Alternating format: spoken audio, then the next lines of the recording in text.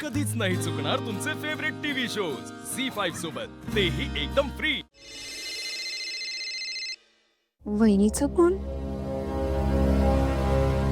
हा वहिनी बोला। ए सावळे, कशी आहेस बाई? तुला नाही का आनंदाची बातमी सांगायची? तुझ्या दादाला आ आ आ आ नोकरी लागली, नोकरी। काय? बोल त्यांच्याशी। घ्या घ्या घ्या घ्या, बोला। हा साहू सगदेवा, ते ह्याच्यावर टाक ना, ते स्पीकरवर। दादा, अभिनंदन। तुला सांगू, माझी खूप इच्छा होती तुला छान काम मिळावं, घराचा गाडा व्यवस्थित चालावा। आज ती इच्छा माझ्या विठुरायाने पूर्ण केली।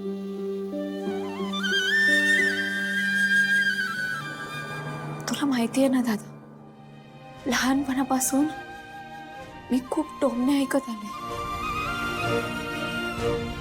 तुला सांगू, ही आनंदाची बातमी ऐकायला माझे कान आसुसलेले होते, पण बरं झालं तुझ्या राबत्या हाताला काम मिळालं। आता हळूहळू कर्जाच्या जाळ्यातून आपली नक्की सुटका होईल। तुला सांगू दादा, मला ना खूप भारी वाटते, मी खूप खुश आहे।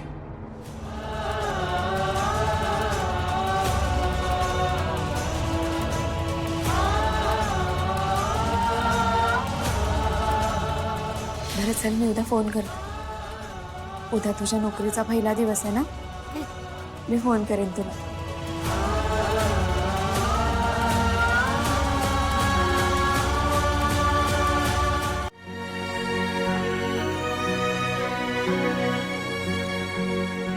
दादा आरामात, हळूहळू, गडबड नको।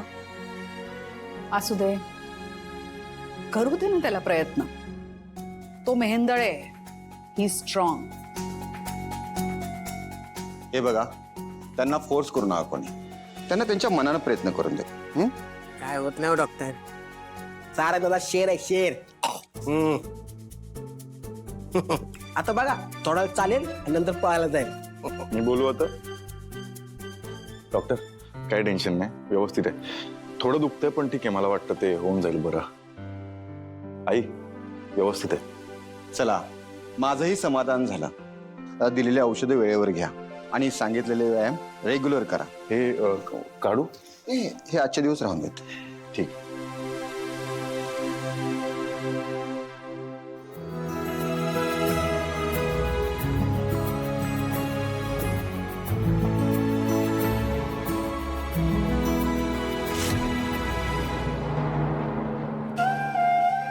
पांडुरंगा, तुला माहितीये मी काय करून आलोय ते? तुझ्यापासून कधी काही लपतंय का?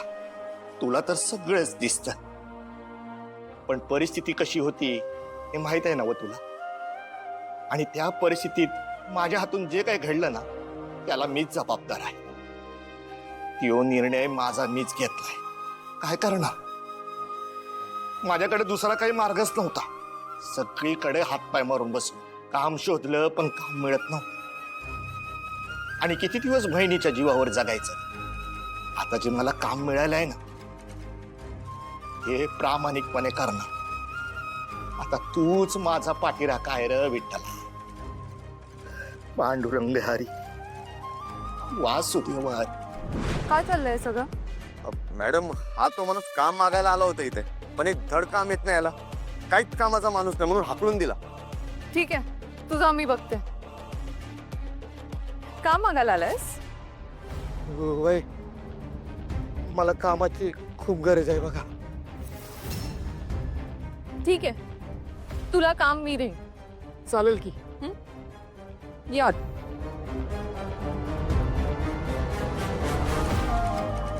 काम शोधतोयस? वय मॅडम, काय जमतं तुला? तसं तर विठ्ठलाची आळवणी केल्याशिवाय आयुष्यात काय नाही केलं बघा। मंदिरात भजनं केली, कीर्तन केलं, मृदुंग वाजवतो, टाळ वाजवतो, पण मला माहिती नाही त्यानं काय माझं पोट नाही भरणार। पोट भरायचं असेल तर आधी कष्ट करायला पाहिजे। म्हणजे पडेल ते काम करायची तयारी आहे तुझी? वय मॅडम। मग ते काम कुठेही असलं तरी चालेल ना? वय, घरापासून लांब राहावं लागलं तर? चालेल ना मॅडम. ठीक आहे मग दिलं तुला काम. लय उपकार झाले बघा मॅडम. तुमच्या कंपनीत काम मिळालं तर बरंच होतं. नाही नाही नाही, कंपनीतच काम देईन असं नाही, पण जे काम देईल ते तुला करावं लागेल. आणि हो, मध्येच काम सोडून जाता येणार नाही तुला. नाही नाही नाही मॅडम, काम सोडून मी कुठंच जाणार नाही, हा शब्द आहे माझा. ते कसं मी लिहूनच घेणार आहे तुझ्याकडून.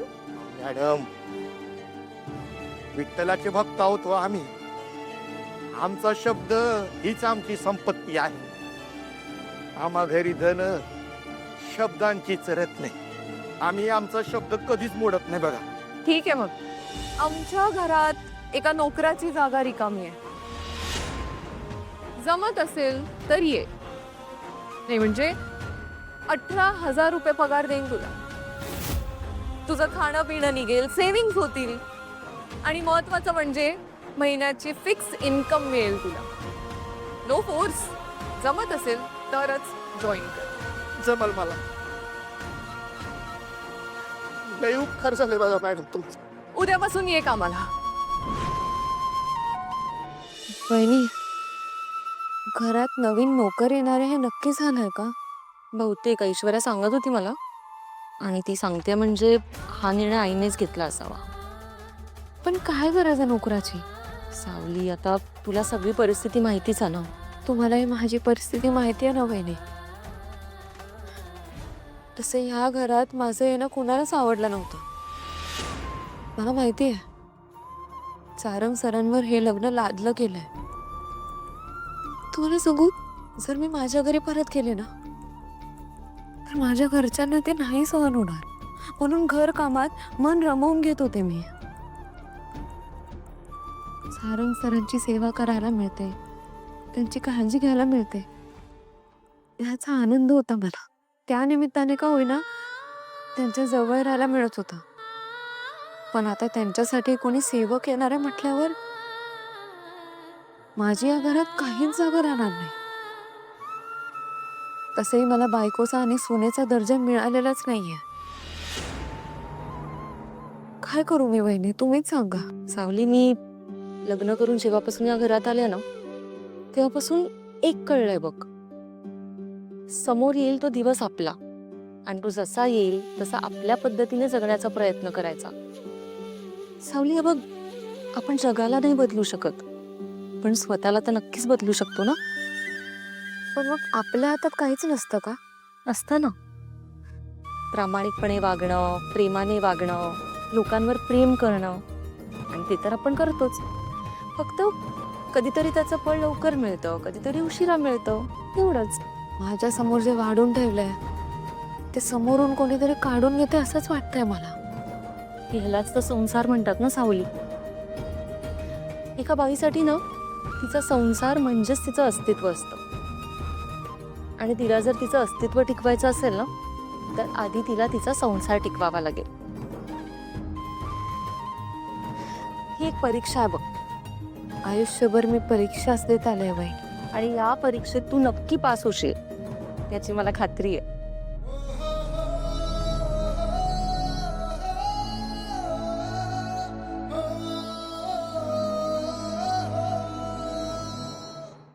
झी5 ॲप डाउनलोड करा आणि पहा सर्व एपिसोड्स एकदम फ्री.